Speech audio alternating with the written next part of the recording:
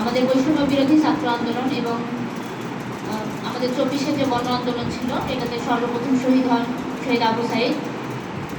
এই জুলাইতে সকল শহীদ এবং আহত যারা আছেন, প্রথমে তাদের প্রতি আমি বিনম্র শ্রদ্ধা জানাচ্ছি এবং তাদের যারা আমাদের শহীদ আছেন তাদের আত্মার মাগফিরাত কামনা করছি।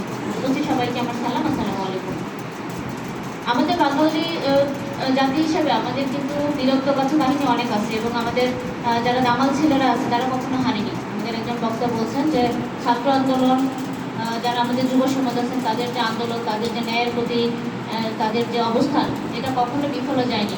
যখনই বাঙালির উপর বিভিন্ন ধরনের দমন নিপীড়ন, বিভিন্ন ধরনের অসহযোগিতা আসছে, যখনই কোনো ধরনের বৈষম্য দেখা গেছে, যখনই সমাজে অস্থিরতা তৈরি হচ্ছে, তখনই কিন্তু আমাদের বাঙালির এই দামাল ছেলেরা তারা রাজপথে নেমে এসেছে এবং তাদের অধিকারটাকে পুনরায় আবার আদায় করে নিয়েছে।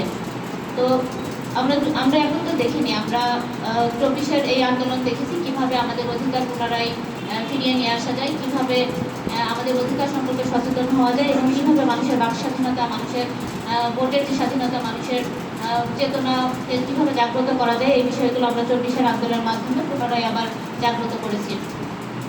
24 আন্দোলনের মাধ্যমে আমাদের যারা শহীদ হয়েছেন তারা তো পৃথিবী থেকে বিদায় নিয়েছেন, কিন্তু তাদের পরিবারকে যদি আমরা বিবেচনা করে, আমরা আজকে দুইজনের বক্তব্য শুনলাম, অত্যন্ত মর্ম বেদনা স্পর্শী। মানে আমরা যখন শুনি তখন শুনতে মনে হয় একটা গল্পের মতো, কিন্তু আসলে এটা বাস্তব জীবনের একটা চিত্র।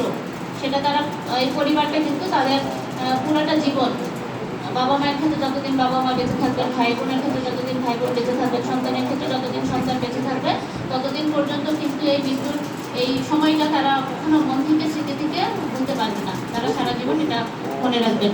একই সাথে যারা আহত হয়েছেন তারাও কিন্তু তাদের শরীরে বিভিন্ন অঙ্গ প্রত্যঙ্গ হানি হয়েছে, বিভিন্নভাবে তারা ক্ষতিগ্রস্ত হয়েছেন, সেটা নিজেদের শরীরে বহন করছেন এবং একই সাথে পরিবারটাও